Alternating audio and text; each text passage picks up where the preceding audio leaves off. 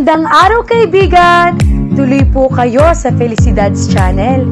Sa mga kwento ng buhay at pag-ibig na hinalukay sa natatagong baul ni Felicidad. Pero bago po tayo magpatuloy, huwag niyo pong kalilimutan na i-like ang video, i-subscribe ang channel, at i-click ang notification bell para lagi kayong updated sa mga parating pa na upload.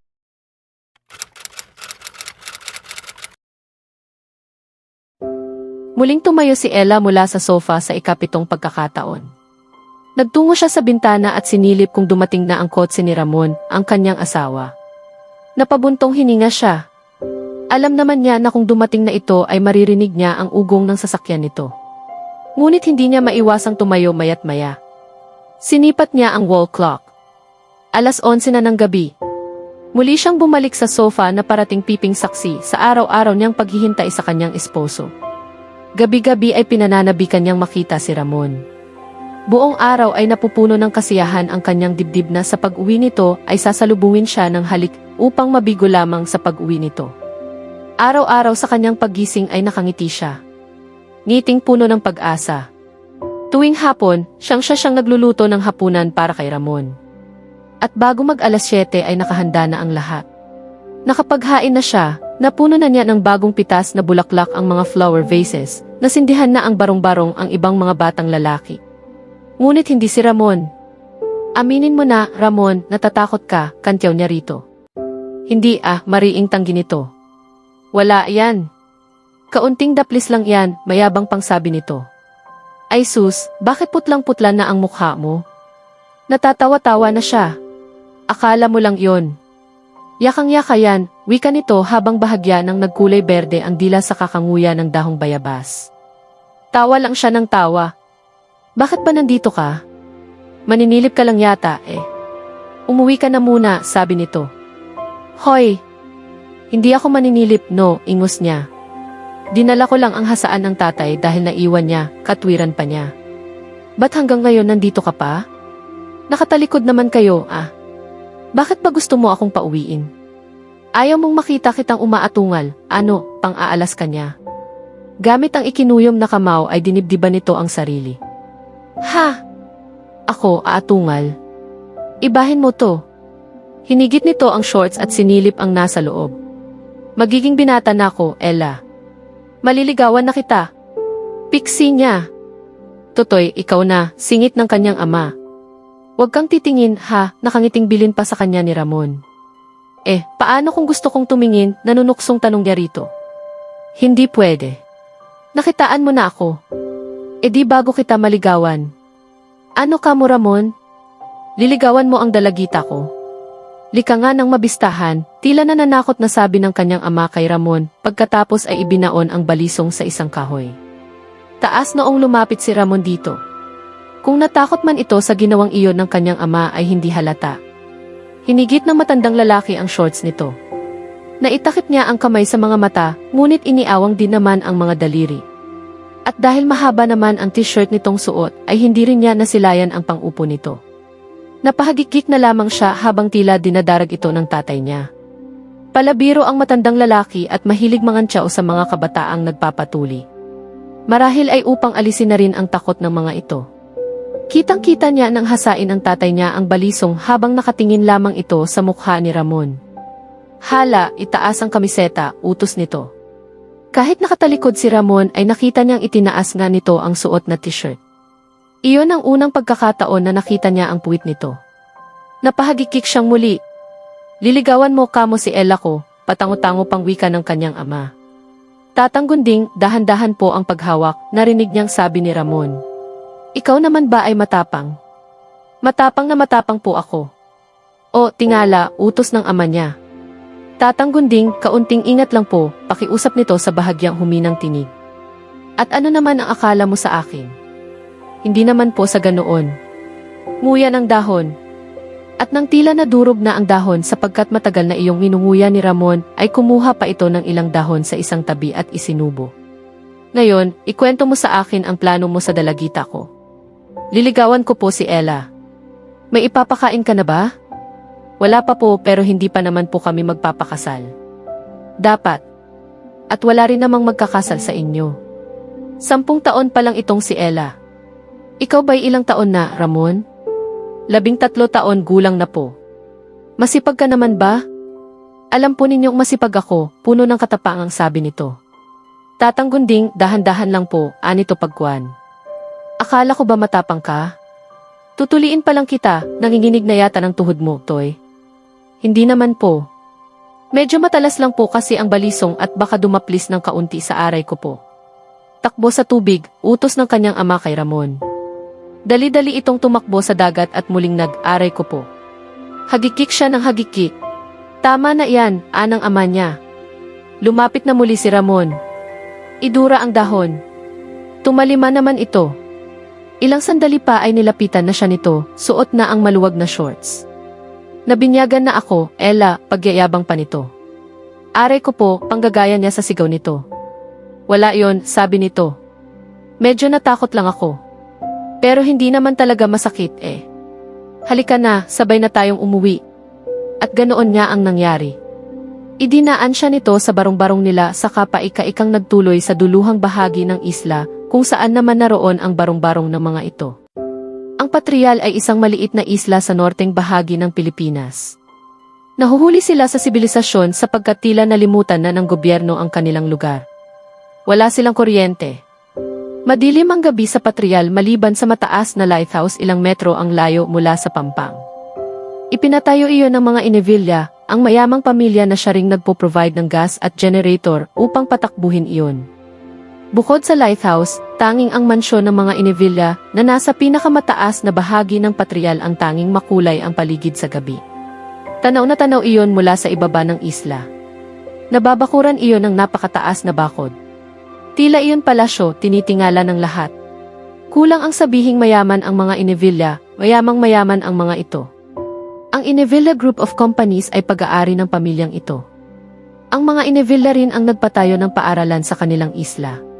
Ayon sa guro ni Ella sa history, ang mga Inevilla raw ang itinuturing na ama ng Patrial. Panahon pa lamang daw ng mga Kastila ay ang mga ito na ang nauna sa lugar na iyon.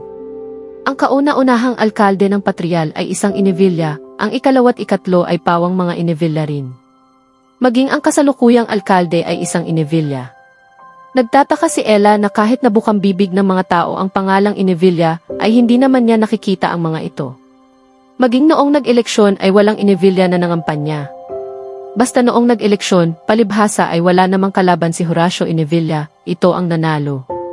Lilan lamang sa kanyang mga kababayan ang nakapasok sa loob ng mansyon, ngunit ang ilang nakapasok ay nagsasabing mabubuting tao naman daw ang mga Inevilla.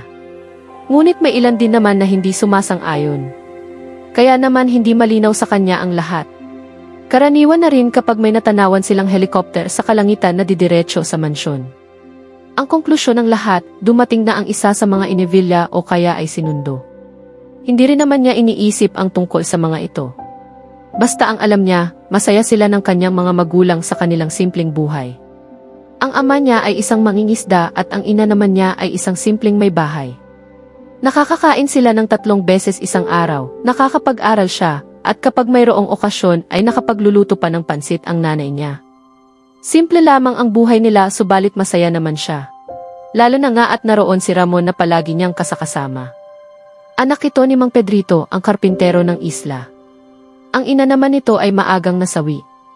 Kung tutuusin ay nakakaraos naman silang lahat na nakatira sa isla sa pang-araw-araw nilang pamumuhay. Ang pangingisda ang pangunahing trabaho ng mga taga roon. Ang nahuling isda ay karaniwan ng dinadala sa bayang di kalayuan doon. Ang iba naman ay nagtatanim at ang mga pananim ay dinadala rin sa kabilang bayan. Ang wala sa isla ay ospital. Wala rin doong doktor o dentista, ngunit dahil bihira naman ang nagkakasakit ng malubha, ang mga simpleng halamang gamot ni Nana Iluding, ang naturingang albularyo ng isla ay sapat na. Nang araw na iyon ay nasa bahay ni Ella ang matalik niyang kaibigan at kaklase na si Gracia. Nagpapaturo ito sa kanya ng leksyon dahil mahina ito sa math. Ella, paano nga pala ita-transform itong mixed numerals? Ang hirap-hirap naman nito, reklamo pa nito habang nagkakamot ng ulo. Simple lang naman yan, Gracia. At ipinaliwanag niya rito ang lahat. Halos mag-iisang oras na itong nagpapatulong sa kanya ay hindi pa rin ito naunawaan ang lahat. Nahihirapan na rin siyang magpaliwanag dahil lahat yata ng style ay sinubukan na niya. Hanggang sa may kumatok sa pinto. Binuksan niya iyon at bumungad sa kanya si Ramon. Nakangiti ito. O, ano nang ginagawa ninyo? Tanong nito. Nag-aaral, ano pa? Tugon niya. Nangingiti pa rin siya kapag naaalala ang insidente noong tinuli ito. Matagal na iyong lumipas ngunit malinaw pa rin sa kanyang isip. Mahigit 2 taon na rin iyon. Ikaw, Ramon, wala ka bang assignment? Tanong naman ni Gracia rito. Tapos na. Napakadali, biro nito. Yabang mo Ramon, ingus niya na ikinatawa naman nito. Kalimitan na itong nasa kanila tuwing hapon. Pinanindigan nito ang sinabing liligawan siya. First year na siya at ito naman ay third year high school. O, dinalhan ko kayo ng singkamas. Ipinatong nito ang singkamas sa mesa saka naupo na rin sa silya. Ano ba yan? Tanong nito kay Gracia. Improper fractions. Hindi ko nga makuha angal pa nito. Madali lang yan. Hindi ba ninyo na-discuss yan noong grade 6, ani Ramon? Na-discuss kaya lang hindi ko talaga makuha, sagot ni Gracia. Tinuruan ni Ramon ang kaibigan niya habang siya naman ay nagtungo sa kusina at nang magbalik ay may dala ng kutsilyo at bagoong. Habang nakikinig sa dalawa ay panay ang kain niya ng singkamas. Hoy, mamigay ka naman, tudyo sa kanya ni Ramon. Hindi ko naman inaangkin ingus niya. Natawa ito sa kapinisil ang baba niya. Pahingi ha. Kumuha na rin ito habang si Gracia naman ay itinigil na rin ang ginagawa at nakisalo sa kanila.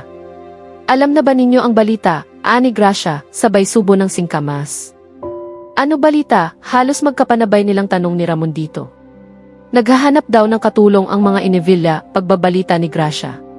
Palibhasa ay naging misteryoso na ang dating ng mga Inevilla, kaunting balitang ganoon ay malaking bagay na sa mga karaniwang tao na tulad nila. Bukod pa roon, noon lamang nagpahanap ng katulong ang mga ito sa isla. Balita nga na maski katulong ay kinukuha pa ng mga ito sa Maynila. Magandang balita yon. Siguro naman malaking magpasweldo ang mga Inevilla. Makakatulong din iyon kung sino man ang matatanggap, ani Ramon. Mag-a-apply yata ang inay, ani Gracia. E di malalaman na natin ang hitsura ng loob ng mansyon, anya. Kung matatanggap si inay. Sumubo pa ulit si Gracia ng singkamas saka ito nagpaalam. Naiwan sila ni Ramon doon. Nailang siya nang mapansing tinititigan siya nito. Ano ba, piksi niya? O masama ba nang tingnan ka, nakangiting tanong nito. Para naman kasing mangungutang ka kung makatingin Natawa ito. Bakit naman ako mangungutang? Kahit naman paano, nakakahiyang mangutang sa nililigawan. Ang bata-bata pa natin, Ramon. Sabi nga nila, wala sa edad yan. Bakit si Tandang Bining ang asawa ngayon si Mang Carpio? Tukoy nito sa parehang kakakasal pa lamang. Mahigit 50 na si Tandang Bining at ang napangasawa nito ay edad 30 pa lamang.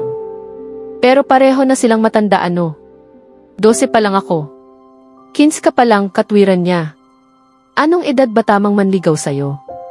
Kapag dalaga na ako. Kailan yon? Basta. Alam ko na. Kapag nagkaroon ka na ng dalaw. Ganoon nga pala yon. Ang lalaki, binata na kapag binyagan na. Ang babae naman, dalaga na kapag nagkaroon na ng buwan ng dalaw, nangingiting sabi nito. Hindi po iyon Humalukip-kip siya. Kapag 18 na ako, saka ako magiging dalaga. Napakamot ito sa ulo. Ang tagal panon, Ella.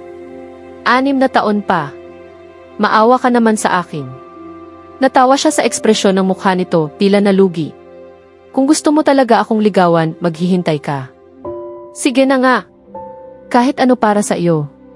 Teka, hindi ba pwedeng tumawad kahit mga ilang taon lang, giit nito. Akala ko ba kahit ano? Ang akin naman kung makakalusot lang. Muli itong nagkamot ng ulo. Natawa na naman siya. Asiwa rito ang umakto ng ganoon. Ito kasi iyong mukhang sigurado sa sarili at alam niyang totoo naman iyon. Matalino ito. Sabihin mo nga sa akin, Ramon. Bakit ako? Diba, crush ka naman ni Matilda, tukoy niya sa kaklase nitong babae na balitang may gusto rito. Maganda si Matilda at matalino rin. Sa pagkakaalam niya, valedictorian si Ramon, si Matilda naman ang salutatorian nang magtapos ang mga ito sa elementarya. Crush nga niya ako pero hindi ko siya gusto. Ikaw lang ang gusto ko Kinilig siya sa tinura nito. Crush din naman niya ito. Ito ang pinakagwapo sa eskwelahan nila. Pakiramdam nga niya ay napakaswerte niya at sa dinami-rami ng nagkakagusto rito ay siya pa ang napili nitong ligawan. Iyon nga lang, hindi niya ito masagot-sagot dahil nga kapwa pa sila napakabata. Palaging habilin sa kanya ng kanyang ina na huwag tumulad dito na maagang nakapag-asawa. Mataas ang pangarap nito para sa kanya at nais niyang tuparin iyon. Nais niyang makapagtapos ng pag-aaral. Kahit walang kolehiyo sa patrial, ayon na rin sa kanyang ina ay pipilitin nito at ng kanyang ama na papag-aralin siya sa kabilang bayan kahit pa nga mahirapan ang mga ito. Sige na nga, naniniwala na ko sa iyo. Pero maghintay muna tayo ha, Anya. Wala na akong masabi. Itinaas nito ang magkabilang kamay bilang pagsuko. Pero, ipangako mo na kapag dumating ang panahong iyon, una ako sa pila ha. Napangiti siya sa katumango. Napapansin ko lang, Ella, pasimula ng kanyang ina ng gabing iyon. Parati kayong magkasama ni Ramon. Kayo ba'y magnobyo na? Tanong nito. Namula ang kanyang pisngi. Hindi po, inay, tugon niya. Napangiti ito. Pero may gusto ka ba sa kanya? Lalo na siyang namula. Wala po, inay, kailan niya. Magkaibigan lang po kami. Asos ako'y mahusay kumilatis sa ganyan, anak, tila nanunudyo pang sabi nito at nabigla siya. Sa tono nito ay para pang inuudyukan siyang makipagrelasyon na. Inay, sambit niya. Sa akin na may walang problema iyon, Ella. Kung gusto mo si Ramon, ayos lang iyon sa akin. Basta magtapos ka muna ng pag-aaral. Graduating ka na sa high school. Isa pa ay may tiwala ako sa batang iyon, saka sayo. Kulang na lamang ay maglulundag siya sa saya sa tinura nito. Sa loob ng nakalipas na mga taon ay walang kupas ang panliligaw ni Ramon, kahit pa nga hindi naman siya nito pinipilit na sagutin na niya ito. Kontento na ito sa pagsundo sa kanya araw-araw sa paaralan. 17 na ito ngayon. Siya naman ay magki-15 anyos na. Maaga kasi siyang nag-aral kaya nasa ika-4 na taon na siya sa high school. 2 semestre lamang itong nagkolehiyo at tumigil din sapagkat masyado raw mahal ang mag-aral ng kolehiyo. Ngunit sa kasalukuyan ay tumutulong ito sa ama nito sa pagkakarpintero at pangingisda. Masipag ito at dahil doon ay lalo nang nahulog ang loob niya rito. Talaga po, inay? Oo naman, anak. Salamat po. Umiti lamang ito sa kanya. Ibig mong sabihin sasagutin mo na si Ramon, nanlalaki ang mga matang tanong ni Gracia sa kanya. Ibinalita na niya kaagad dito ang planong pagsagot sa kanyang manliligaw. Oo. Masayang-masaya ako, Gracia, bulalas niya. Natahimik ito. May problema ba, Gracia? Nagtatakang tanong niya. Wala naman. Sige, mauna na ako sayo. Hindi na ako sasabay sa inyo ni Ramon. Inuutusan pa nga pala ako ni Itay. Sige, balitaan mo na lang ako bukas, anitong tumayo at lumayo na sa kanya. Gracia, tawag niya rito ngunit tila bingi itong lalo pang binilisan ang paglalakad. Nagtataka man ay inignora na lamang niya ito. Naisip niya na baka nga mahalaga ang iniutos dito ng ama nito. Kabadong hinintay na lamang niyang dumating si Ramon. Hindi naman nagtagal at natanawan na niya ito. Bahagya pang basa ang buhok nito, tanda na bago itong paligo. Nakangiti ito sa kanya habang may bitbit na plastic bag ang isang kamay. Magandang hapon, Ella, nakangiting bati pa nito. Galing kami ng tatay sa kabilang bayan. Binilhan kita ng lomi. Di ba, paborito mo to? Ipinakita pa nito sa kanya ang plasticware na mailamang lomi. Wow! Masarap yan, Ramon. Tuwang-tuwa na siya sa ganoon. Nagdala na rin ako ng kutsara saka syempre pa, inumin. Itinaas pa nito ang boteng mailamang tubig. Halika, doon tayo sa silong. Hinawakan pa nito ang kamay niya at sabay silang nagtungo sa ilalim ng puno ng mangga. Pinagsaluhan nila roon ang lomi. Kinakabahan siya na hindi niya maunawaan. Paano nga ba niya sasabihin dito na mahal din niya ito? Paano niya ito sasagutin? O bakit parang namumutla ka yata? May problema ba? Tanong nito nang mapansing nailang siya. Wala naman, Ramon. Masarap itong lomi. Ngumiti siya. Umiti lang din ito sa kapinisil ang baba niya. Sabi ng tatay, baka raw next semester makapasok na ako ulit, pagbabalita nito. Eh di maganda. Natuwa naman siya. Oo, pero matagal pa naman iyon. May 3 buwan pa ako para makapag-ipon pa ng mas malaki. Sana lang magtuloy-tuloy na. Pampa-enroll ko iyong ipon namin ni tatay. Tingin ko, makakadalawang semester ulit ako. Kapag kinapos, hinto ulit. Pero ayos lang. Paunti-unti muna. Makakatapos ka, Ramon. Sigurado ako, Anya. Muli itong humiti sa kamuling pinisil ang baba niya. Halika, ihahatid na kita, anito nang matapos na silang kumain. Tumango lamang siya. Alumpihit siya habang naglalakad sila pa uwi. Ano ba talaga ang problema, Ella? Natatawang tanong nito. Namula ang kanyang pisngi. Wala. Hindi ako naniniwala. Ano nga iyon? Nakagat niya ang ibabang labi. Ramon, huwag muna tayong umuwi. Sabay na tumaas ang magkabilang kilay nito, mukhang nabigla sa sinabi niya. Noon lamang kasi siya nagyaya ng ganoon. Kalimitan na ito ang nagyayaya sa kanya. Sige, saan mo gustong pumunta? Tanong nito pagkuhan. Sa batuhan muna tayo. Ang tinutukoy niya ay ang dulong parte ng isla. Panay naglalakihang bato ang naroon at walang mga bahayan doon. Sa batuhan, nangunot ang noo nito, sige. Nagtungo na sila sa batuhan at pumwesto sa paborito nilang makinis na bato. Iyon ang pinakamataas doon. Siguro, nagtampo ka sa nanay mo kaya ayaw mo pang umuwi, hula nito. Hindi Hindi na ito umimik, tila nakikiramdam. Dinig niya ang sasal ng kanyang dibdib at nangangamba siya na baka marinig na nito iyon. Hindi niya malaman kung paano magsisimula. Kay tagal nilang walang kibuan. Iyon na yata ang pinakamatagal na sandali sa kanyang buhay. Hanggang sa huli ay nagpasya siyang saka na lamang sasagutin si Ramon. Halika na, Ramon. Uwi na tayo. Kumunot ang noo nito. Kung may sasabihin ka sa akin, ngayon mo na sabihin. Wala akong sasabihin, kailan niya. Si Manuelito Nagtagis ang mga bagang nito. Sinasabi ko na nga ba Napapansin ko ang mga tingin niya sa iyo Nanliligaw sa iyo iyong lalaking yon Sinagot mo na ba siya? Ramon, ano na pinagsasasabi mo riyan? Hindi na niligaw sa akin si Manuelito. Kaklase niya ang pinag-uusapan nila. Napakamot ito sa ulo. Talaga? Oo naman, no. Saka kahit naligawan pa niya ako, hindi ko siya sasagutin dahil ikaw ang sasagutin ko. Dapat nga sasagutin na kita ngayon Kaya lang, natigilan siya at nag-init ang magkabilang pisngi. Napayuko siya.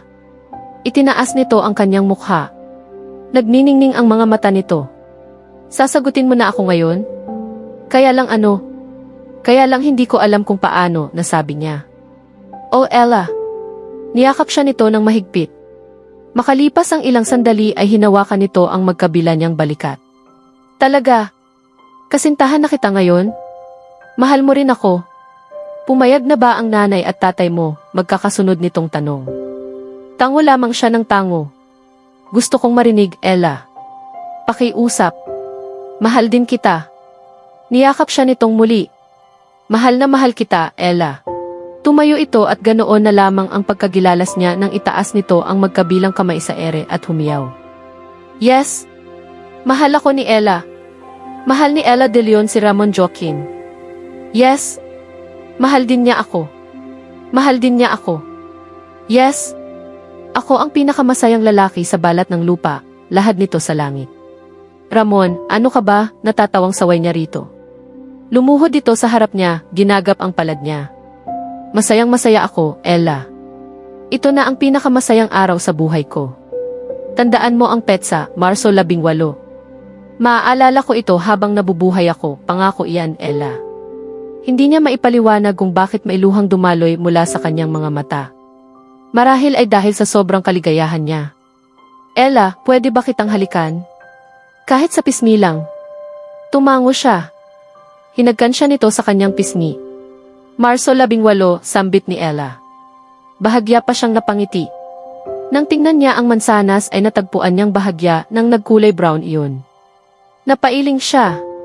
Nang damhin niya ang kanyang pisngi ay nabigla pa siya nang matuklasang basa pala iyon ng luha. Mapait siyang napangiti. Kay bilis lumipas ng panahon. Parang kailan lang.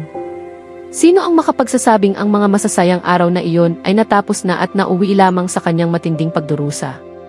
Ang magandang samahan nila ni Ramon, kapag binabalikan niya sa isip ay buhay na buhay, makulay at batid niya na kahit kailan ay hindi pa kukupasin ng panahon. Kahit pa nga nag-iba na ito. Ibang-iba na. Saan na nga ba napunta ang mga bata nilang pangarap? Saan na ba sila dinala ng kanya-kanya nilang buhay? Bakit tila kay daling nabura ni Ramon ang lahat ng mga alaala nila? Pero lalaban siya.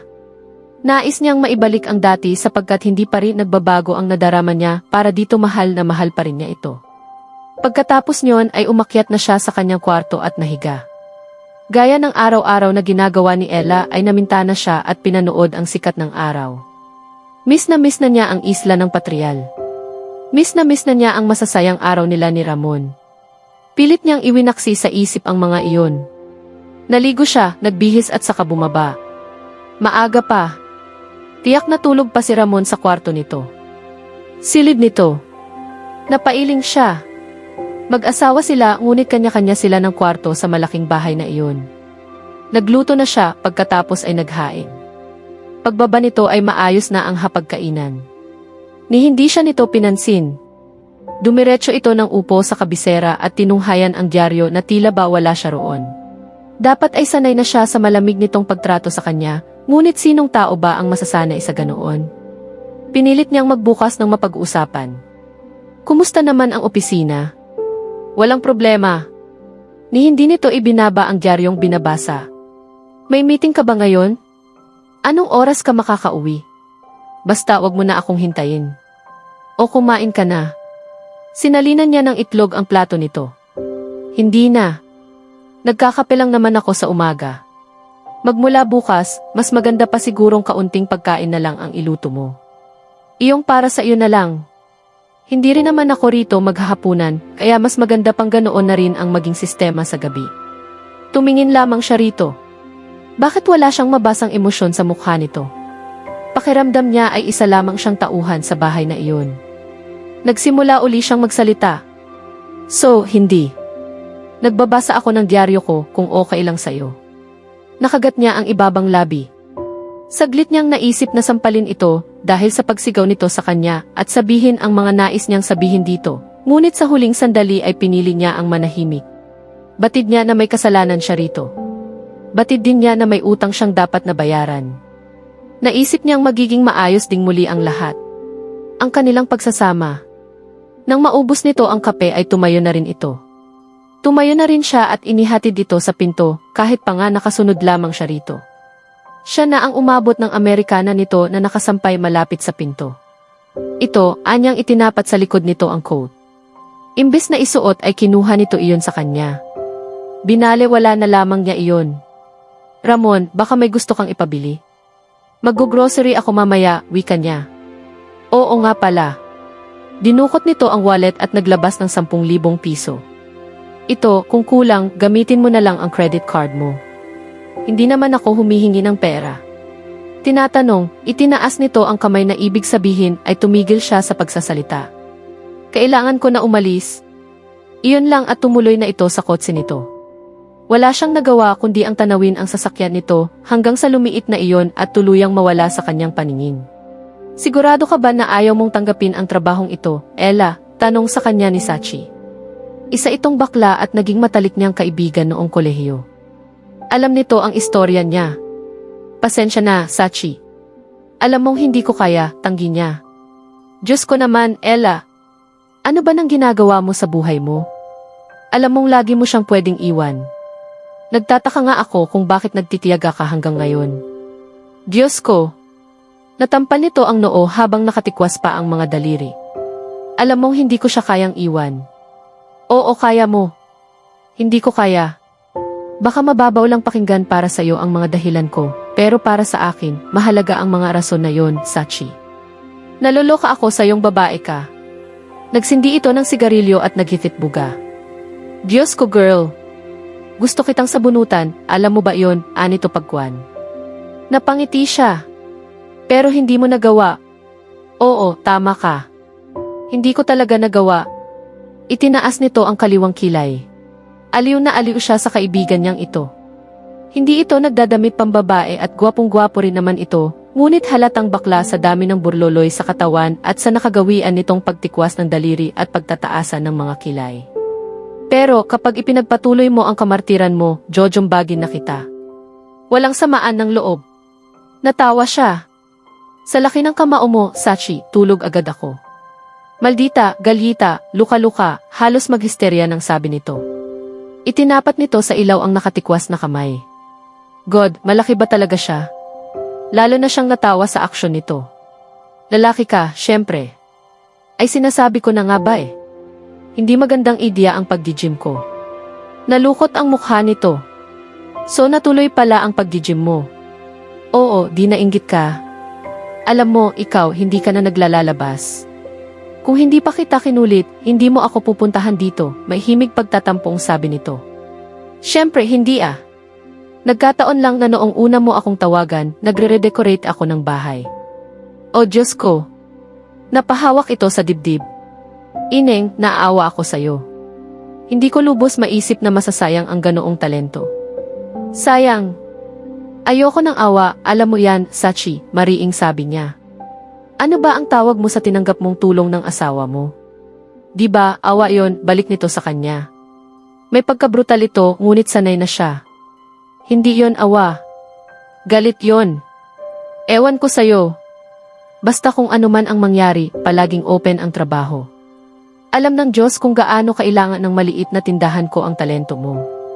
Regalo mo ito para sa mga tao. Naunawaan niya ang sinasabi nito. Magaling saya makiharap sa mga tao at matagal na nitong nais siyang kunin sa tindahan nito bilang promotions manager. Alam niyang kahit kailan niya gustuhing magkatrabaho ay madali siyang magkakaroon. Dalangin na lamang niyang huwag dumating ang panahong kakailanganin niyang tanggapin ang alok nito. O saan ka na ba pupunta ngayon yan, anito? Sa grocery, tugon niya. Napailing na lamang ito sa kabinayaran ang bill, naghiwalay na rin sila pagkatapos. Heavy traffic ang sumalubong kay Ella nang pauwi na siya. Napasimangot siya. Bahagya pa siyang nagulantang nang may kumatok sa kanyang bintana. Isa iyong bata na nag-aalok ng sampag-ita. Natagpuan na lamang niya ang sariling bumibili. Nakangiti pa siya habang pinagmamasdan ang batang babaeng lumayo at sinalubong ng isa pang batang layaking nagtitinda rin ng sampag-ita. At namalayan na lang niya na inaamoy niya ang mga iyon. Tipid siyang napangiti nang magsimula na namang dumaloy muli sa isipan niya ang panahong lumipas. Kaway ng kaway si Ella sa papalapit na bangkang sinasakyan ni Ramon. Galing ito sa kabilang bayan at isang linggo itong hindi umuwi dahil nag-aaral na ito sa kolehiyo.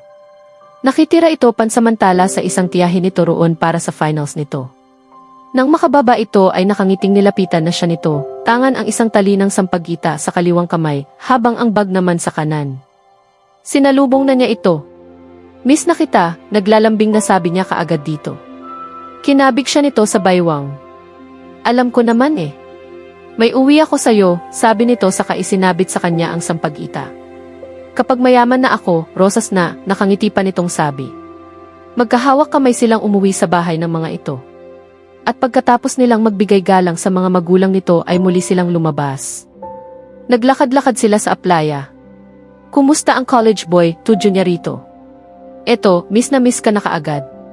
Isang linggo pa lang iyon ha. Kumusta ang finals mo? Okay naman ba? Sisiw. Walang kahirap-hirap. Ang yabang. Kinurot niya ito sa tagiliran.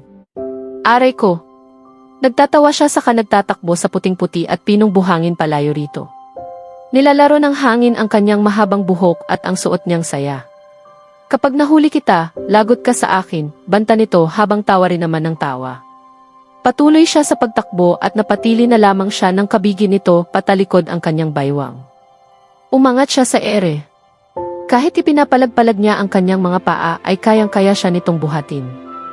Huli ka! At iniharap siya nito. Di mo pa ako kinikis ah. Ikinawit niya ang kanyang magkabilang kamay sa batok nito saka ito dinampian ng halik sa pisngi. Naman! Isang linggong hindi nagkita, sa pisngi lang ang kiss, nagrereklamong tura nito. Mamaya makita tayo ni nanay piksi niya. Hapon Ella, tulog ang mga tao. Naging pilyo ang ngiti nito. Inilabas niya ang dila. Ano ka, sinuswerte? Bata pa po ako Ramon. Sweet 16, sambit nito na napakumpas pa sa air. Kailangan mo na ng isang authentic na halik. Kinurot niya itong muli sa tagiliran saka nagtatakbo siyang muli. Ella, nakakarami ka na. Hinabol siya nitong muli. Hanggang sa makarating na sila malapit sa batuhan. Sinambilat siya nito mula sa likuran at nagpagulong-gulong sila sa buhangin. Ang lutong ng halakhak nilang dalawa. Punong-puno na ng buhangin ang kanilang mga buhok. Nagkalagas-lagas na rin ang sampagita sa tali. Hanggang sa kubabawan siya nito. Hahalikan kita, Ella. Itinagilid niya ang mukha upang sa pisngi lumapat ang halik nito. Aliw na aliw siyang tuksuhin ito. Naman! Marahas nitong nakamot ang ulo. Hagigik siya ng hagigik saka nagtatakbo na naman. Umakyat siya sa paborito nilang pwesto sa batuhan. Tinabihan siya nito. Nagtatampo ako sa'yo, anito. Ay sus! Nagtampo naman daw. Sige na nga, kiss mo na ako. Napipilitan ka lang yata eh. Himig nagtatampo pa rin ito. Hinawakan niya ang magkabilang pisngi nito at iniharap ito sa kanya. Ramon, hindi bagay sa iyo ang magdrama. Natawa ito ng malakas saka siya kinabig palapit dito. Hindi ba bagay? Hindi eh. Pero pwede na kitang halikan. Tumango siya. Sa lips. Nakangiting muli siyang tumango. Sinakop ng palad nito ang pisngi niya. Automatikong nabura ang ngiti niya. Inilapit nito ang mukha sa kanya. Nanginginig pa kapwa ang kanilang mga labi nang maghinang ang mga iyon. Nang una ay kapwa nila hindi alam ang tamang paghalik. Ngunit nang tumagal ang halik, nagugustuhan na nila iyon. Pakiramdam niya ay silang dalawa lamang ang tao sa mundo. Nang maghiwalay ang kanilang mga labi ay kapwa pa sila hinihingal. Mahal na mahal kita, Ella, sambit nito. Muling naglapat ang kanilang mga labi. Wala siyang nadamang pagtutol. Bagkus, pakiramdam niya ay ayaw na niyang maghiwalay pa ang mga labi nila. Nadama niya ang palad nito sa ilalim ng kanyang busa. Sa kanyang dibdib. Gayunman ay wala siyang nadamang pagtutol. Hanggang sa bigla itong huminto. Napatingin siya rito, nagtatanong ang mga mata. Saka na, Ella. Bahagyang namula ang pisngi nito. Baka may mangyaring iba, alam mo na. Napakamot pa ito sa ulo. Noon din lamang niya na pag-isip-isip ang naganap. Namula rin ang kanyang pisngi. Kinabig na lamang siya nito at pinahilig sa dibdib nito. Saka na natin gawin yon. Kapag mag-asawa na tayo. Tumango lamang siya. Ano nga pala ang ginawa mo rito habang wala ako, pag-iiba nito? Nakipag-boyfriend sa iba, biro niya. Ikaw talaga. Pinupog nito ng halik ang kanyang mukha. Kapag ginawa mo iyon, naku. Anong naku? Ano nang gagawin mo kung ginawa ko nga iyon, nanunod yung tanong niya. Tumingin ka sa dagat, Ella. Kapag ginawa mo yon, sindamin yan ang iiyak ko. Natawa siya. Mabuti na lang pala, mahal kita. Kung hindi, madedehydrate ka. Nagkatawanan sila. Pero ano nga ang ginawa mo rito nitong linggong to? Wala. Magkasama lang kami ni Gracia. Nag-ikot lang dito. Tumulong kay nanay na magdaing. Ikaw, baka mamaya may iba ka na palang kasintahan doon sa kabila ha? Nagselos naman daw siya. Natawa ito. Hindi ko gagawin sa'yo yon, Ella. Alam mo yan. Mabuti na iyong sigurado. Pinisil nito ang ilong niya. Ikaw ba, kailan ka magka-college? Ewan ko nga sa nanay at tatay. Ang alam ko, sa pasukan. Pero nasira ang bangka ni tatay. Siguro, sa susunod na taon na lang ulit. Ewan ko ba, parang nawawalan na ako ng pag-asang makapasok ulit. Napabuntong hininga siya. Hindi pwede yon, Mariing sabi nito. Kahit ano nang mangyari, magtatapos ka. Kahit ano nang mangyari. Magtatapos tayong dalawa, Ella. Kung sakali man na hindi ka na nila mapag-aral sa ngayon, hahanap ako ng paraan para makapag-aral ka. Kung makakapagtapos ako at makapagtatrabaho, ako ang bahala sa'yo. Tila may mainit na bagay na humaplos sa kanyang dibdib sa tinura nito. Ikaw ba tuloy-tuloy na rin ang pasok? Tanong niya rito. Baka huminto ulit ako ng isang semester. Mag-ipon muna ulit tapos papasok ulit. Pero mabilis lang naman ang panahon, Ella. Hindi natin mararamdaman na kapag tapos na tayong dalawa. Mataas ang pangarap ko para sa ating dalawa. Aalis tayo rito. Nakita mo yung mansyon ng mga Inevilla? Itinuro pa nito ang pinakamataas na bahagi ng isla kung saan tanaw nila ang mansyon. Tumango siya. Magkakaroon tayo niyan. Ayoko naman ng ganyan kalaking bahay, Ramon. Tama na sa akin iyong simple lang. Basta bahay nating dalawa. Matutupad yon, Ella. Umiti ito sa kanya. Ilang anak ba ang gusto mo? 2 lang. 2 lang? Ayoko. Gusto ko mga 6 o 5, deklara nito. Ang dami naman nun. Basta, gusto ko marami. Pupunuin natin ng bata ang bahay natin. Magiging masaya ang bahay. Ang gusto ko, kapag nandoon tayong pamilya, maingay. Matutupad iyon, Ella. Pangako. Naniniwala naman siya rito. Pupunta na rin ako sa kabilang bayan, Ella, pagbabalita ni Gracia sa kanya ng araw na iyon. Nagulat siya. Ano naman ang gagawin mo ron, nagtatakang tanong niya. Magtatrabaho, ano pa? Wala namang mangyayari sa akin dito sa isla eh. May nakita ka na bang trabaho? Wala pa. Pero sabi ni Ramon, tutulungan daw niya akong makahanap. Kinausap ko siya ngayon lang. Kaya mo na bang mag-isa roon? Oo naman. Madali namang umuwi kung sakasakali. Kung sumama na rin kaya ako sa'yo? Magtatrabaho na rin ako ron, suhestyon niya. Mabuti kung payagan ka ng tatay mo. Saka, akala ko ba mag-aaral ka na sa pasukan? Hindi ko nga sigurado dahil alam mo namang nasira ang bangka ng tatay. Malaki rin ang nagastos sa pagpapagawa noon. Bumili rin ng bagong net. Kung ako sa'yo, maiwan ka na rito. Sigurado akong gagawa ng paraan ng tatay mo iyon, anito. Napabuntong hininga na lamang siya. Nais niyang tumulong ngunit mataas ang pride ng kanyang ama. Siguradong hindi rin naman ito papayag kung magtatrabaho siya sa kabilang bayan. Naisuhestyon lang naman niya iyon dahil bigla siyang nalungkot. Aalis na si Gracia, ang matalik niyang kaibigan. Si Ramon naman ay baka maging lingguhan na rin ang uwi sa darating na pasukan. Oo nga at matagal pa naman iyon ngunit nalulungkot na kaagad siya. Kailan ba ang alis mo niyan? Tanong na lamang niya rito. Ngayon na. Ngayon na agad? Oo, ngayon na din. Noon dumating si Ramon. Ella, sasamahan ko muna si Gracia sa kabila. Maghahanap muna siya ng matutuluyan sa katrabaho.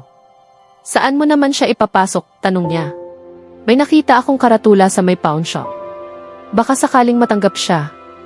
Sumama kaya ako sa inyo, Anya. Wag na, Ella, ano ka ba? Saglit lang naman yon, sabi ni Gracia. Wala siyang nagawa kundi ang tumango. Sabik na nag-aabang si Ella sa dalampasigan sa pagdating ni Ramon. Nais niyang malaman kung nakapasok ba ng trabaho si Gracia. Nang matanawan niya ang pamilyar na bangka nito ay kumaway na kaagad siya.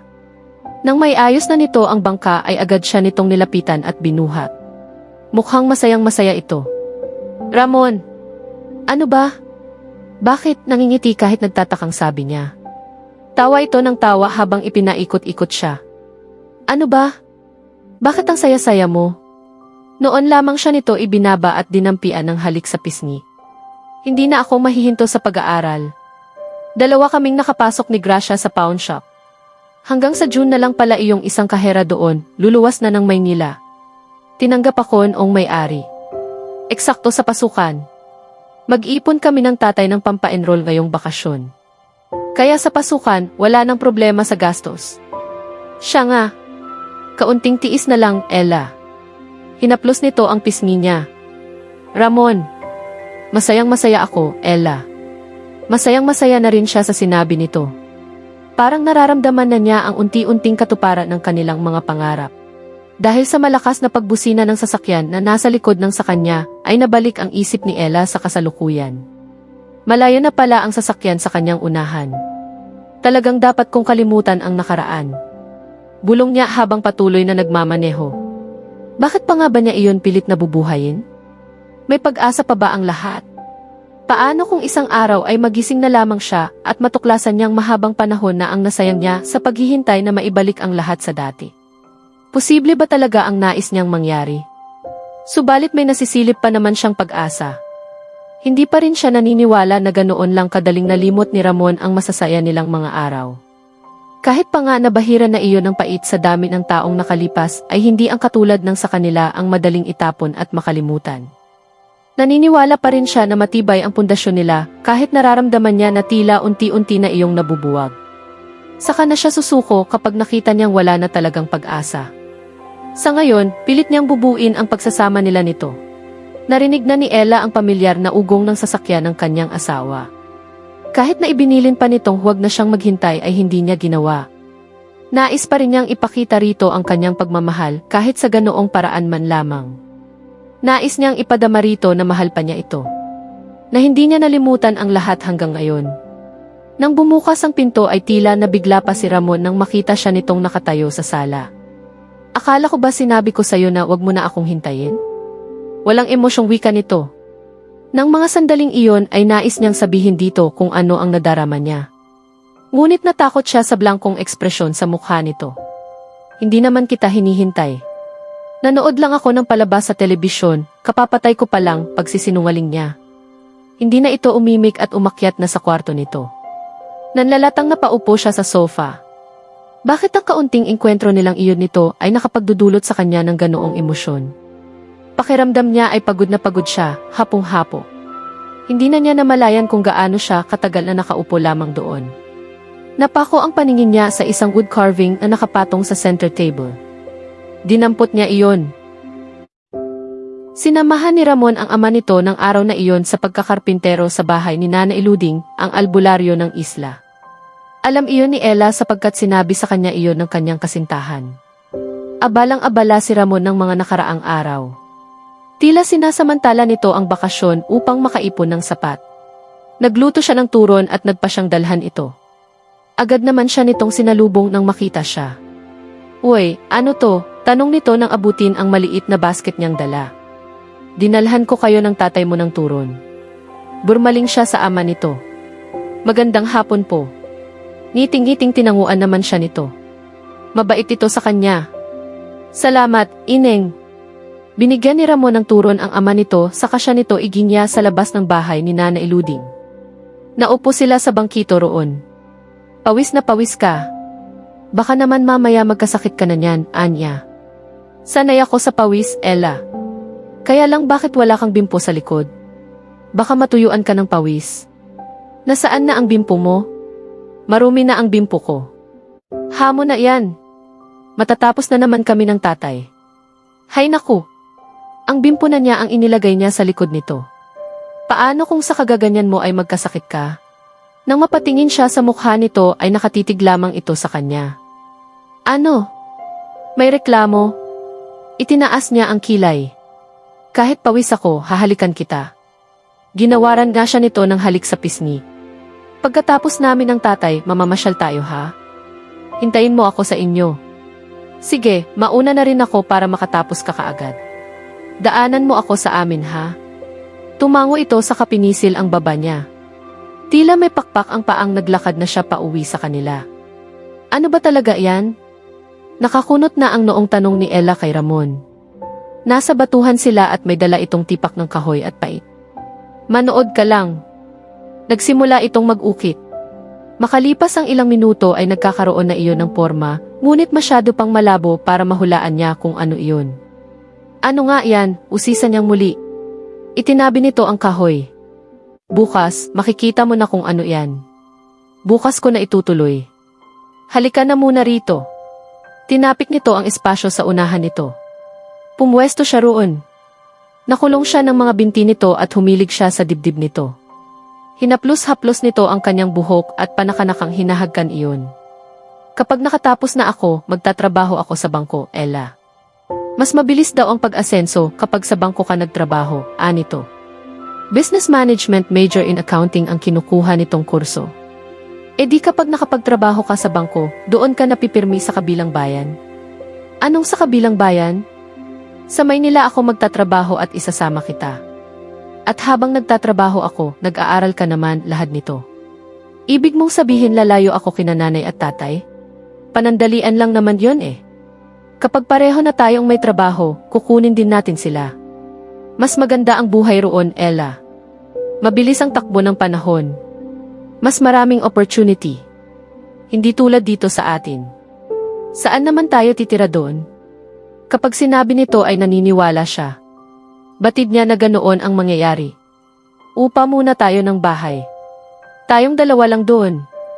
Masosolo kita, tudyo nito. Ikaw talaga, ingus niya. Natawa ito. Sana naman, sa pasukan, makapag-enroll na rin ako. Kahit naman paano, gusto ko ring makasabay sa'yo, pagdakay sabi niya. Hindi siya nawawala ng pag-asa. Mataas din naman ang pangarap niya sa buhay at nais din niyang matupad iyon. Isa pa ay nahihiya rin siya rito. Pakiramdam niya ay milya-milya na ang layo nito sa kanya. Basta kahit na ano nang mangyari, makakapag-aral ka, Ella. Niyapos siya nito. Noon nagsimulang dumilim ang kalangitan. Naku, ulan pa yata.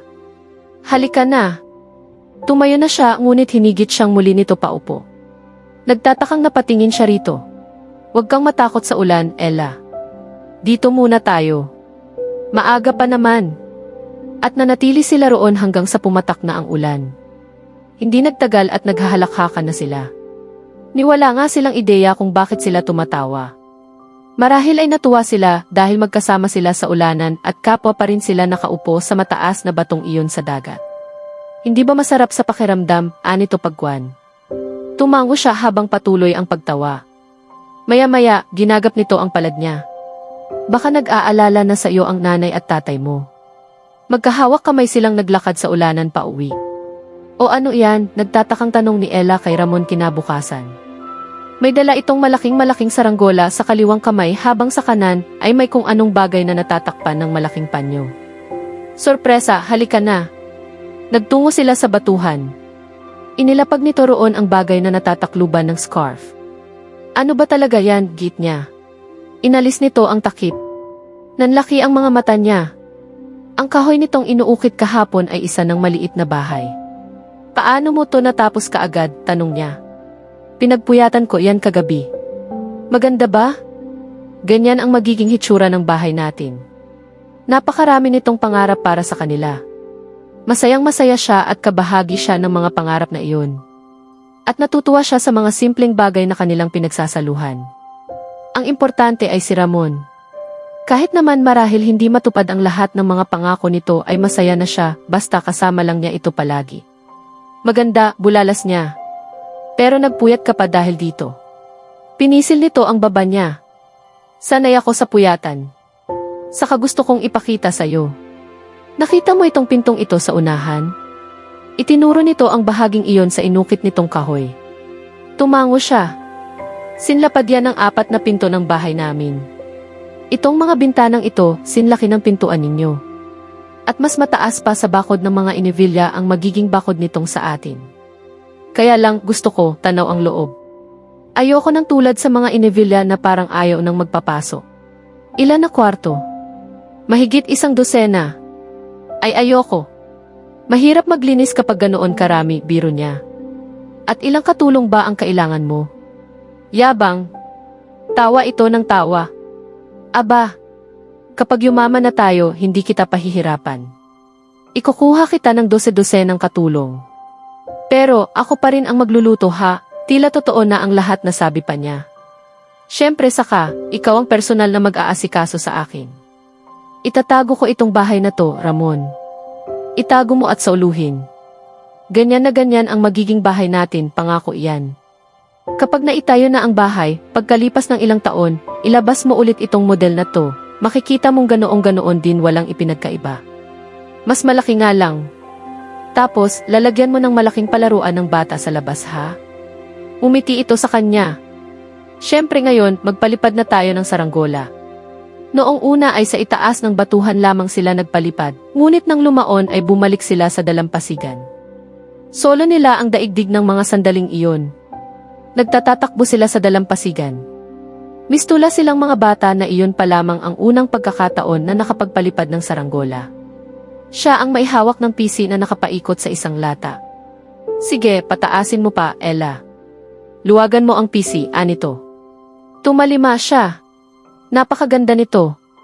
Maaliwalas na maaliwalas ang kapaligiran. Tila nakikiayon ang panahon sa kaligayahang nadarama nila. Wala ni isang ulap sa kalangitan at kasimbughaw ng kalangitan ang karagatan. Tahimik ang alon. Hapon at walang naliligaw na mangingisda roon. Tanging ang tawanan nila at pagkakasiyahan ang maririnig. Ang taas na niya, Ramon, bulalas niya. Tataas pa yan. Pumwesto ito sa likod niya at niluwagan pa ang PC. Kay taas-taas na ng lipad ng kanilang saranggola. Kasing taas ng mga pangarap nila. Patuloy pa rin sila sa pagtakbo sa dalampasigan. Tila kay gaan ng buhay, makulay ang lahat.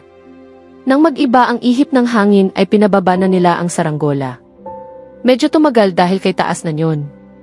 Bigla ay muling nag-iba ang ihip ng hangin at sumabit ang saranggola sa isang puno ng mangga. Kukunin ko, anito sa kainakyat ang puno. Nang makababa na ito, hindi lamang ang saranggola ang dala, may bitbit na rin itong mangga. Pinagsaluhan nila ang prutas sa ilalim ng puno. Dahil hilaw pa ang mangga, paasiman sila ng mukha. Tawanan na naman sila ng tawanan. Ito, kaya mo. Buong tapang na kinagat nito ang manggang ubod ng asim. Kaya ko yan. Ginaya niya ito, ngunit naidura din niya ang prutas dahil hindi niya nakayanan. Muli silang nagkatawanan. Ano, kukuha pa ako, natatawang tanong nito. Sige, masarap naman ang mangga. May bagoong sa bahay. Uwian ko si nanay. Muli itong umakyat sa puno. O, saluhin mo. Marahan itong inihulog sa kanya ang mangga. Itinaas naman niya ang maluwag at mahabang saya. Doon ito ibinabagsak ang mga iyon. Hindi naman nagtagal ay marami na itong nakuha. Tama na, Ramon. Baka mahulog ka, saway niya rito nang makita niyang aktong tatapak ito sa isang payat na sanga upang makakuha pa ng mas marami. Hindi. Ikukuha ko pa ang nanay mo. Di ba, mahilig siyang gumawa ng burong mangga? Kayang-kaya to, ano ka ba? Tatawa-tawang sabi pa nito.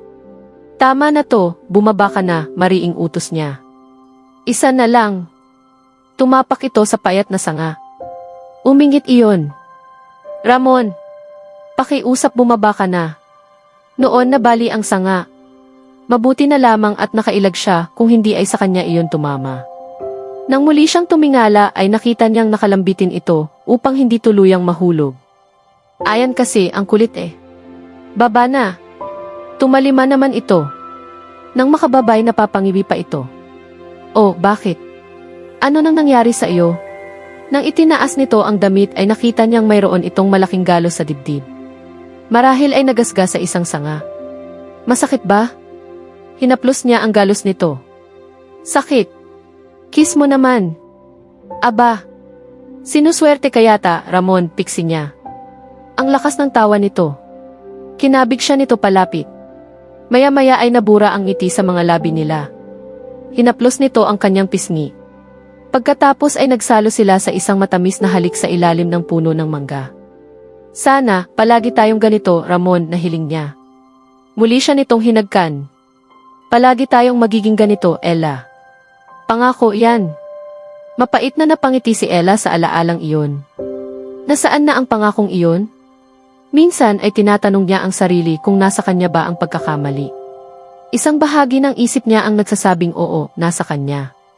Isang bahagi naman ng isipan niya ang kumukontra doon. Ngunit mahalaga pa ba kung sino ang may pagkakamali? Hindi ba sapat ang mga pangakong binitiwan nila noon? Hindi ba sapat ang nararamdaman nila sa isa't isa? Doon na lamang ba nagtapos iyon sa pangakong walang katuparan? Bago siya nahiga para matulog ay nanalangin muna siya. Idinalangin niyang bigyan pa ng isa pang pagkakataon ni Ramon ang kanilang pagsasama. Mamaya na ang anniversary party ng kumpanya. Hindi na tayo kailangang magsabay. Kaya mo namang pumunta doon ng mag-isa, kaswal na sabi ni Ramon kay Ella ng umagang iyon habang nagbabasa ito ng pahayagan. Halos nalimutan na niya. Hindi ka ba dadaan muna rito bago tumuloy ron? Tanong niya. Hindi na. May meeting ako bago ang party. Gamitin mo na lang ang kotse mo dahil may dadaanan din ako pagkagaling sa party. Saan ka dadaan?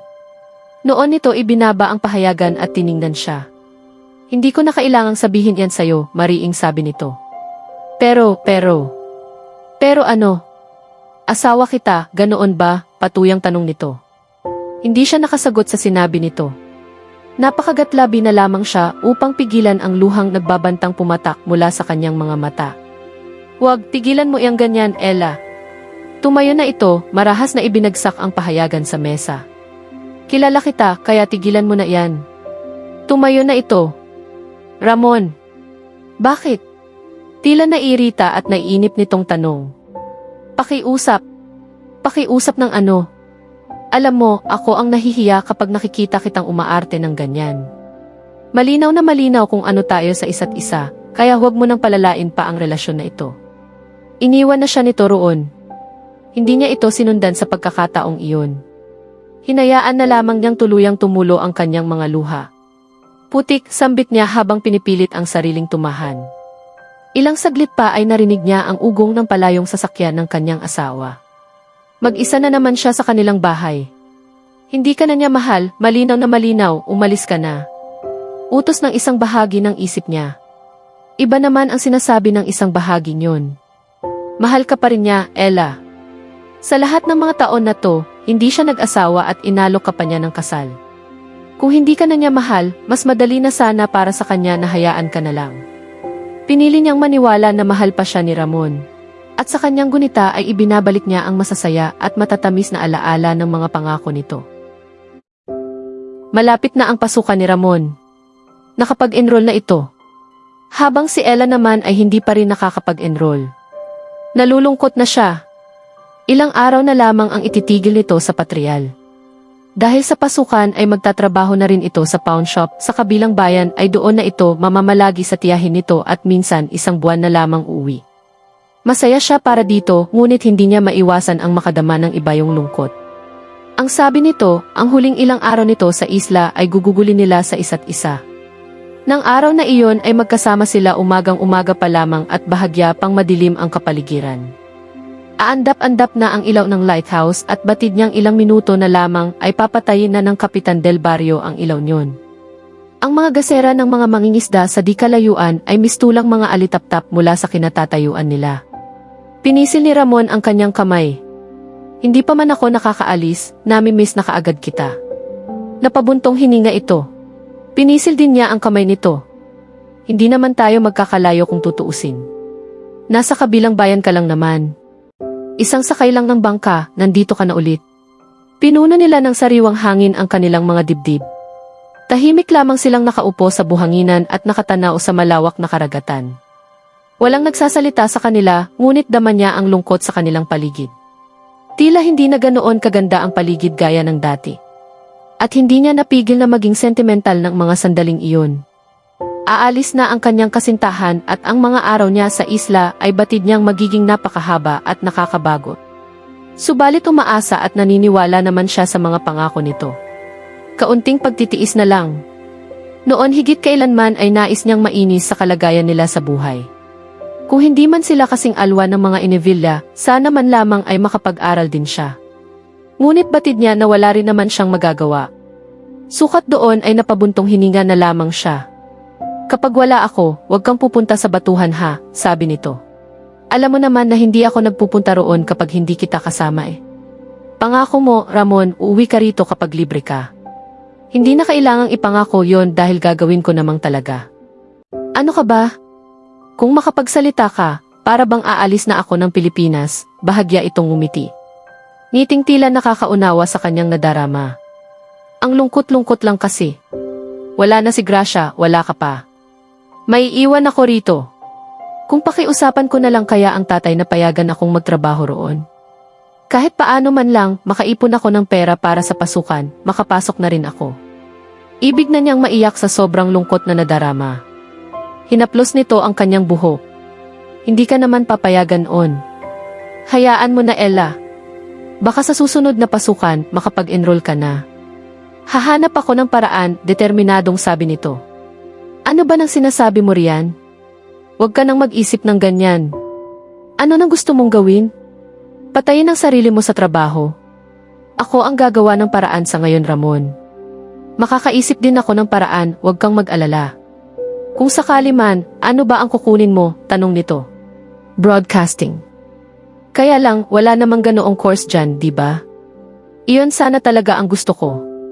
Maganda iyon, komento nito. Mas mabilis tayong makakapag-ipon kapag nakapagtapos ako. Malay mo, sumikat ako, di ba? Nakangiting sabi niya. Magiging broadcaster ako. Sisikat ako, makikita sa telebisyon. Malaki ang sweldo ng ganoon, di ba? Pinisil nito ang baba niya. Kung haharap ka sa kamera, sisikat ka nga. Sigurado iyon. Lumapad ang pagkakangiti niya. O, na-in-love ka na naman sa kin, biro niya. Sinabi mo pa. Kinintalan nito ng mumunting halik ang kanyang mukha. Pinanood nila ang pagsikat ng araw. Umaasa pa rin siya na sana nga ay magkasama pa rin sila nito hanggang sa dumating ang araw na matupad ang kanilang mga pangarap at mithiin sa buhay. Ayoko, wala akong baong panligo. Ano ba Ramon, impit na sigaw ni Ella habang pilit siyang pinalulusong nito sa dagat.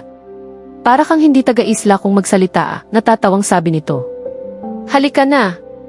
Nakaduster lang ako ingos niya. Masarap ang tubig, halika na, git nito. Baka naman matusta na ako. Nakita mo nang ang itim-itim ko na Kaya nga wala ka nang itutusta, biro nito. Pakiusap Ella, halika na. Solo natin ang dagat. Nasa batuhan sila ng araw na iyon at tumalo na lamang itong sukat sa tubig.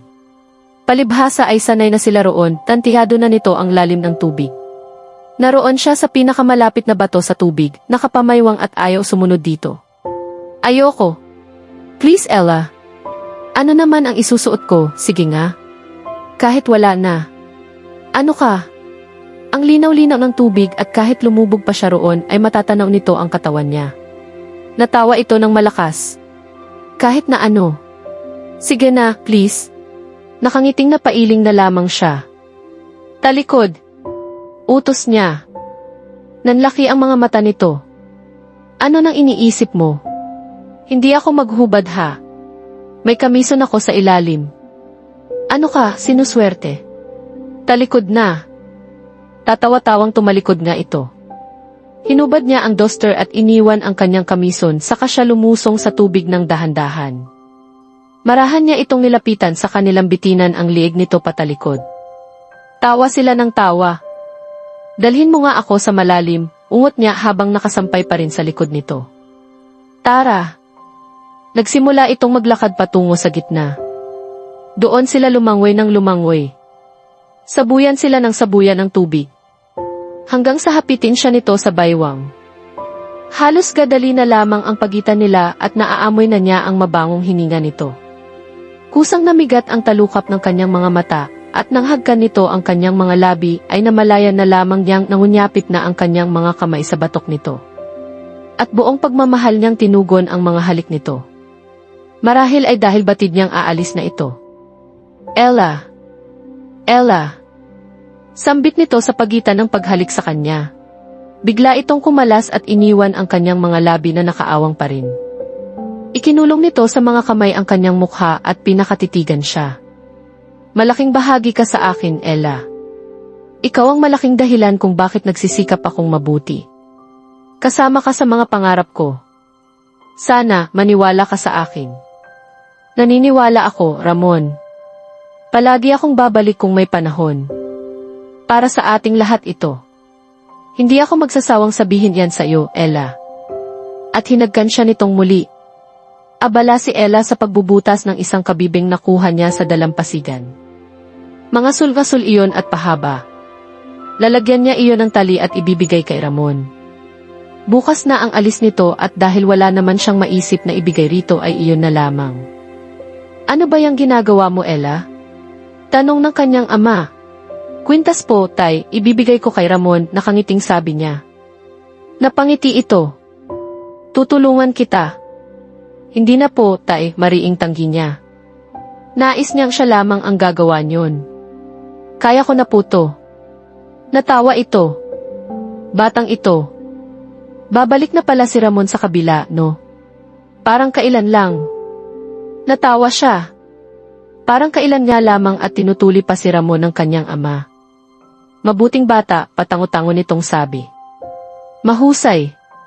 Malayo ang mararating niya.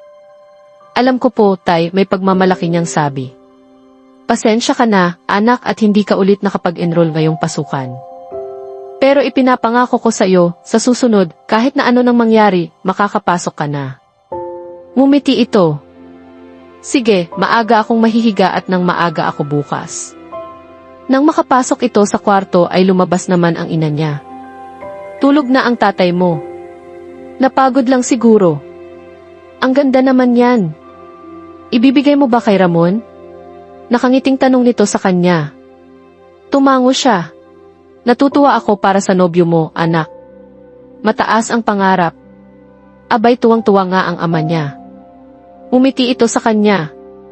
Kailan ba ang balik niya sa kabila? Bukas na po. Hindi bale, nandoon naman si Gracia, di ba? Kahit paano, magkasama silang dalawa roon. May sulat nga po akong ipadadala kay Gracia dahil matagal-tagal na siyang hindi bumabalik dito. Magkakasama sila ni Ramon sa trabaho. Tumango lamang ito. Magkikita ba kayo ni Ramon ngayong gabi? Opo, ibibigay ko po ito sa kanya. Tinapos na niya ang pagkakabit ng tali at ilang sandali pa ay dumating na si Ramon. Ipinagpaalam siya nito sa kanyang ina. Dahil madilim na sa batuhan ay hindi sila roon nagtungo. Lumusong sila sa tubig at naglakad patungo sa lighthouse. Aakyat tayo. Tanong niya rito. Tara. Wala namang tao sa itaas. Pumasok na sila sa loob ng lighthouse. Hindi naman iyon nakakandado at tinalunton nila ang spiral staircase. Sa pinakataas niyon ay tila kwarto at sa terasa ay naroon ang dambuhalang ilaw. Ella, may ibibigay ako sa'yo, panimula nito. Ako rin. Ikaw muna. No, ikaw muna. Inilabas niya mula sa bulsa ang kwintas. Isinuot niya iyon dito. Para yan sa iyo. Huwag mong iwawala. Hinawakan nito ang pendant na kabibe, tila pinag-aralan iyon. Gawa mo to. Tumango siya. Ella. Hinagkan siya nito sa noo. Mula sa bulsa ay may inilabas itong isang singsing. Ginto iyon. Inabot nito ang kanyang kamay at isinuot iyon sa kanyang palasingsingan. Ramon, saan galing to? Bigay iyan sa akin ng nanay noong buhay pa siya. Isuot ko raw palagi pero malaki na ang kamay ko, hindi na kasya. Bakit ibinibigay mo sa akin? Sa'yo ito ibinigay. Hindi na kasya sa akin kaya sa iyo ko isusuot, para suot ko rin palagi.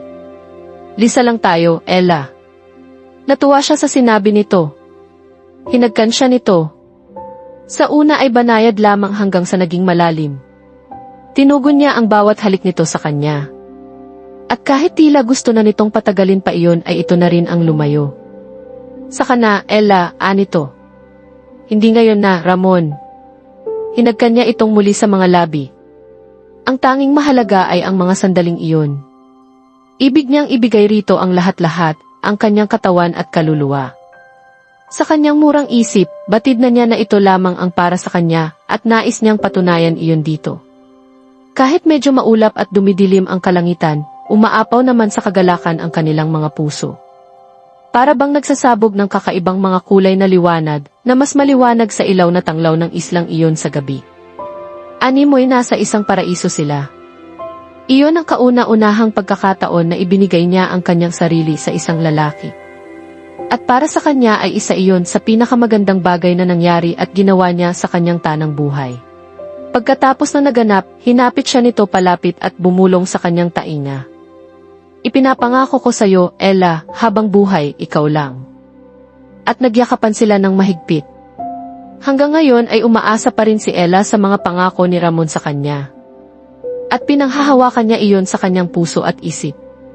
Nang malapit ng gumabi ay naligo na siya at nag-ayos ng sarili. Anibersaryo ng kumpanya nila at kailangan niyang magpunta roon. Isang simpleng lilang long dress ang kanyang isinuot. Mataas ang neckline niyon ngunit bareback. Itinaas niya ang mahaba niyang buhok. Nagsuot ng alahas, pagkatapos ay sinipat ang sariling refleksyon sa salamin. Sexy siyang tingnan ngunit formal. Lumulan na siya sa kotse, at hindi naman nagtagal ay nasa bulwagan na siya ng hotel kung saan idinaraos ang party. Kabi-kabila ang mga empleyadong bumabati sa kanya. Nagplaster siya ng ngiti sa mga labi at tinugon ang pagbati ng mga ito, kahit alam naman niya na ang iba sa mga ito ay tinutuya siya sa kanyang likod. Hindi na lamang niya iyon pinansin. Kung isasama pa niya sa kanyang isipin ang mga ito ay baka mabaliw na siya. Hinanap ng kanyang mga mata si Ramon. Nakita niya itong nakatayo malapit sa bar. Tumatawa ito at bigla, pakiramdam niya ay may kung anong tumusok sa kanyang dibdib. Taliwas sa nakikita niya ang ekspresyon ng mukha nito kapag siya ang kasama nito sa bahay. May kausap itong lalaki at tila hindi napansing dumating siya. Nang humakbang siya palapit sana rito ay nakita niya ang isang magandang babaeng lumapit dito. Ipinalibot pa ng babae ang braso sa baywang nito. Kasabay ng sakit ay may bumangong galit sa kanyang dibdib. Ano ang karapatan ng babaeng ito na lumingkis sa kanyang asawa ng gayon na lamang? Sa harapan ng mga executives ng kumpanya, taas noong nilapitan niya si Ramon at ang babae. Ikaw si Ella, right? Anang babae. Hindi pa rin ito inaalis ang braso sa baywang ng kanyang asawa. Yes, ako nga. At ikaw ay si. Ay, paumanhin ang bastos ko naman. Maarteng bulalas nito. Noon pa lamang nito inalis ang braso sa baywang ng asawa niya. Ako si Paula.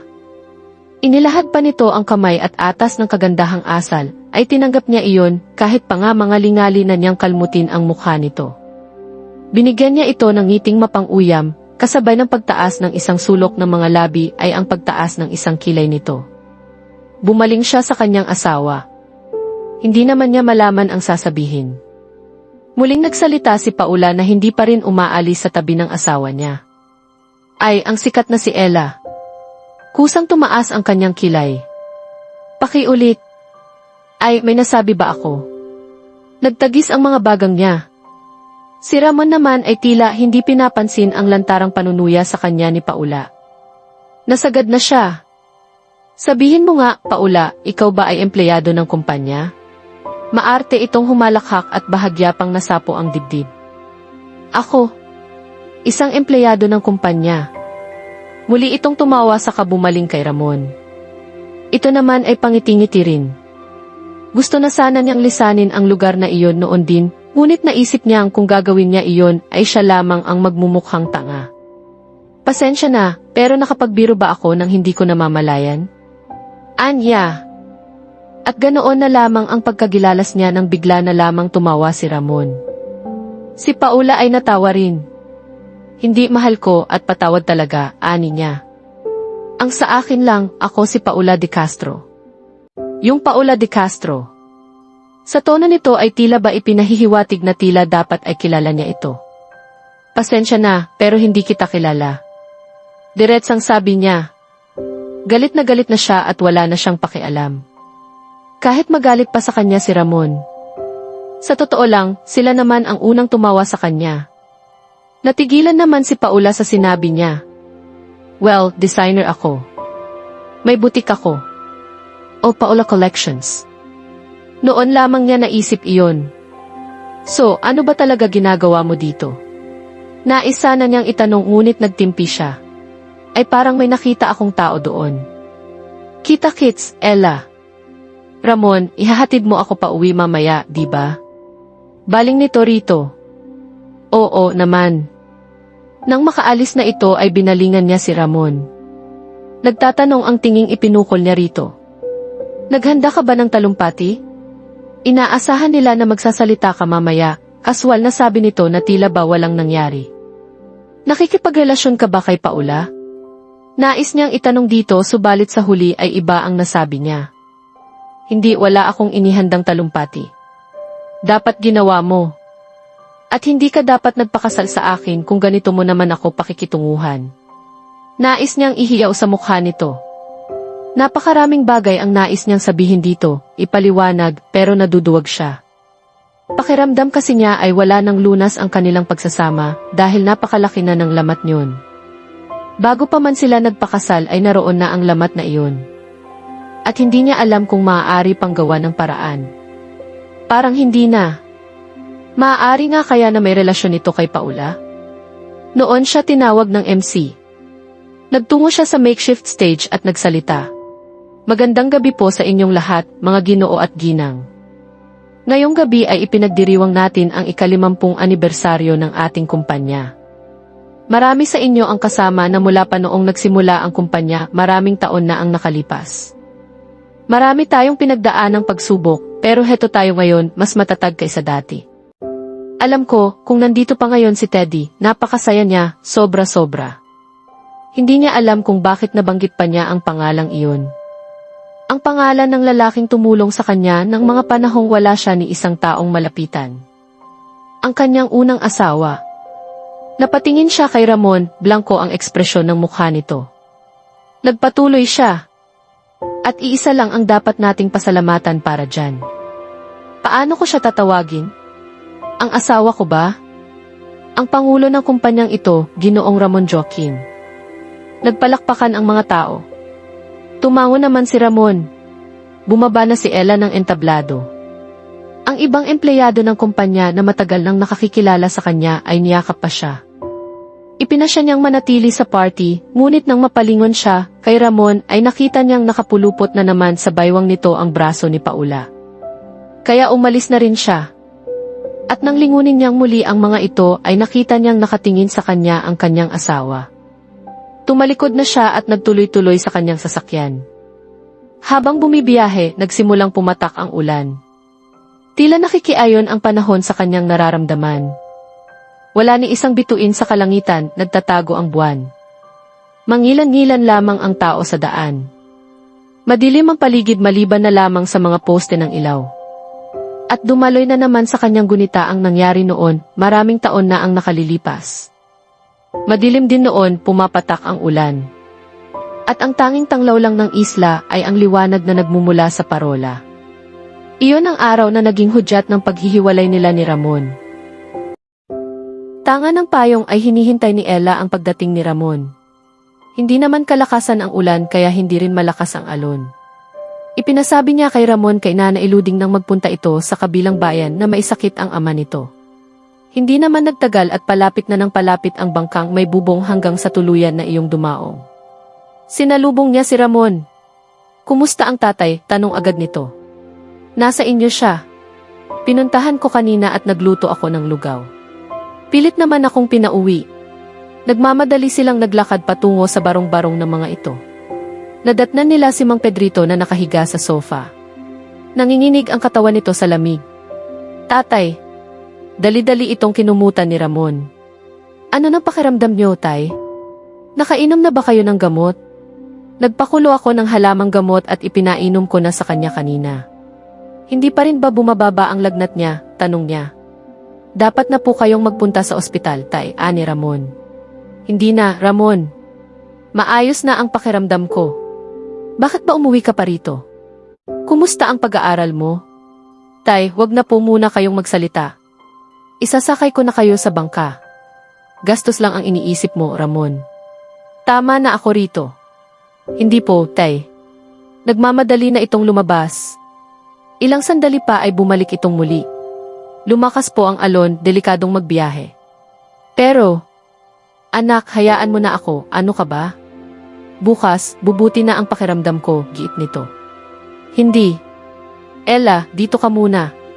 Makikiusap ako sa mga Inevilla. Humahangos na tumakbo si Ramon at sinugod ang ulan. Sawayin mo nga ang batang iyon, Ella, utos sa kanya ni Mang Pedrito, ngunit hindi niya iyon ginawa. Magpahinga na lang po muna kayo, tay. Hintayin na lang natin si Ramon. Halos 3 oras na nawala si Ramon. Nang magbalik ito ay basang-basa ng ulan. Isasakay ko na kayo sa bangka, tay. Ramon, ano nang nangyari? Hindi nito sinagot ang katanungan niya. Tulungan mo ako. Kumuha ka ng mga damit ng tatay nandoon sa kwarto. Hindi na nakapagsasalita pa si Mang Pedrito dahil tila masama na ang lagay nito. Ginawa na lamang niya ang sinabi ni Ramon. Binuhat nito ang ama nito at isinakay sa bangka. Ramon, huwag ka nang tumuloy. Ang taas ng alon, pigil niya rito, naiiyak na. Hindi mo ba nakikita ang tatay, Ella? Basag na rin ang tinig nito. Sige, babalik ako. Sumakay na ito sa bangka. Ngunit ilang metro pa lang na nakakalayo ang bangka ay narinig na niya ang pagsigaw nito. Tatay! Maraming tao ang nagsidalo sa libing ni Mang Pedrito. Si Ella ay nasa tabi lamang ni Ramon. Nakiusap ito sa kolehiyong pinapasukan na i-refund ang perang ipinang-enroll nito dahil iyon ang ipinantustos nito sa lahat ng gastusin. Awang-awa siya sa kanyang kasintahan.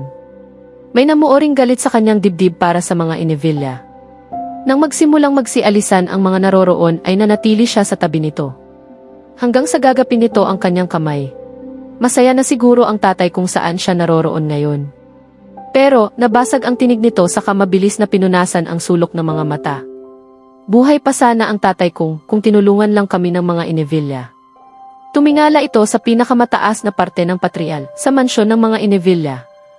Ang tagal kong nakiusap pero hindi man lang ako pinagbigyan. Gaano ba kalaki ang hiniling ko? Alam niya kung gaano kasama ang loob nito sa mayamang pamilya. May responsibilidad ang mga ito sa kanila. Alkalde nila ang matandang Inevilla. Hayaan mo na sila, Ramon. Hindi ko sila pwedeng hayaan, Ella, mariing sabi nito. Pagbalik ko rito, tandaan mo, magsisisi sila na hindi nila kami tinulungan ng tatay. Saan ka pupunta? Kinakabahang tanong niya.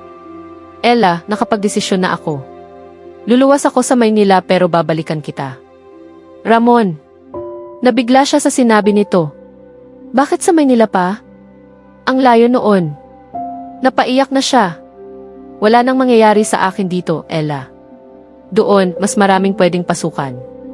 Pero babalik ako, pangako ko iyan. Ipangako mong hihintayin mo ako. Pangako. Sa tuwing may bangkang mula sa kabilang bayan na natatanawan si Ella, ay napupuno ng pag-asa ang kanyang dibdib. Ngunit mag-iisang taon na, ni anino ni Ramon ay hindi pa rin niya nakikita. Ni isang sulat ay wala rin itong ipinadala sa kanya. Natatakot na siya para dito. Wala siyang ideya kung ano na ang nangyari dito. Nasa isla pa rin siya, ngunit sa darating na pasukan ay makapag-aaral na siya. Nang umagang iyon ay nasa dalampasigan siya sapagkat may natanawan siyang bangkang galing sa kabilang bayan. Ngunit hindi niyon sakay si Ramon. Pero natuwa pa rin siya dahil si Gracia ang sakay niyon. Gracia! Ella! Tila hindi ito natuwa sa pagkakita sa kanya, ngunit inignora na lamang niya iyon. Kumusta ka na? Okay naman. Ikaw? Nagkibit siya ng mga balikat. Eto, nandito pa rin. Sumulat ba sa iyo si Ramon? Si Ramon? Hindi bakit? Hindi ba siya sumusulat sa iyo? Nagtatakang tanong nito. Hindi. Baka busy lang sa Maynila. Paano, uuwi muna ako sa amin. Nagpatiuna na ito sa paglalakad. Nakaramdam siya ng iba yung lungkot. Bakit nagkaganoon na ang pagtrato sa kanya ni Gracia? Ipinagkibit na lamang niya iyon ng mga balikat at inisip na baka pagod lamang ito.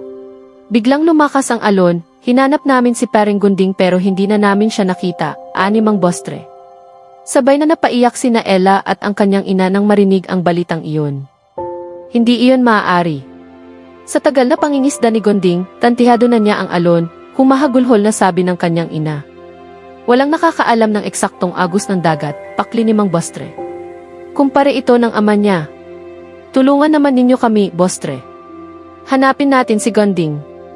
Baka sakaling makita pa siya, pakiusap ng kanyang ina. Tumango ito at ilang sandali pa ay nasa gitna na sila ng laot. Subalit wala na roon ni bakas ng bangka ng kanyang ama. Hanggang nang dumilim ay naroon sila. Maging siya ay lumusong na rin sa dagat. Kinabukasan, nagtirik sila ng kandila para dito. Sa gitna ng gabi ay nagising si Ella sa malakas na pag-ubo ng kanyang ina. Dali-dali siyang nagtungo sa kwarto nito, tangan ang gasera. Inay, masama po ba ang pakiramdam ninyo? Wala ito. Nasamid lang ako. Pero ilang gabi ng ubo kayo ng ubo. Wala sabi ito. Sige na, bumalik ka na sa kwarto mo. Napagod lang ako kanina. Napilitan na siyang tumalima. Mula nang pumanaw ang ama niya, ito na ang nagtrabaho. Nagtatanim ito sa likod ng isla at katukatulong siya nito. Naisa na niya na siya na lamang ang gumawa ng trabaho nito, ngunit ayon dito ay sayang din ang magagawa nito. At kahit anumang pagpupumilit niya ay ayaw nitong makinig. Nagpasya na lang siya na hihingi ng halamang gamot kay Nana Iluding kinabukasan. Katatapos-tapos pa lamang ng trabaho ni Ella ng araw na iyon at nakadama siya ng lungkot. Miss na niya si Ramon kaya naman nagpasya siyang magpunta sa batuhan. Doon ay inalala niya ang mga sandaling kasama niya ito. Nangingiti siya habang panay ang pag-itsa ng bato sa tubig.